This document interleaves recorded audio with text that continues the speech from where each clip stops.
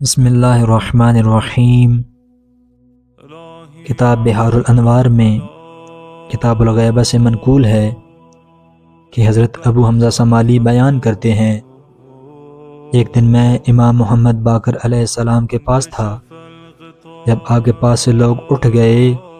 تو آپ علیہ السلام نے مجھ سے فرمایا، اے ابو حمزہ، جس امر کو خدا نے حتمی قرار دیا ہے وہ ہمارے قائم کا قیام ہے، تو جو میری بات میں شک کرے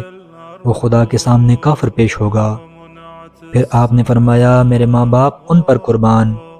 کہ جو میرے ہم نام اور ہم کنیت ہیں، میرے بعد ساتویں امام حسین کے بیٹے اور امام ہیں،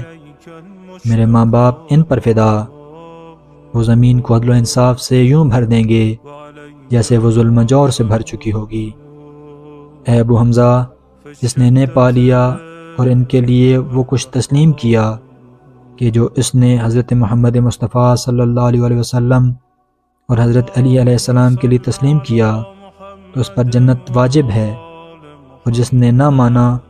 خدا اس پر جنت حرام کر دے گا، اس کا ٹھکانہ دوزخ ہے، اور یہ ظالموں کے لیے بہت برا ٹھکانہ ہے۔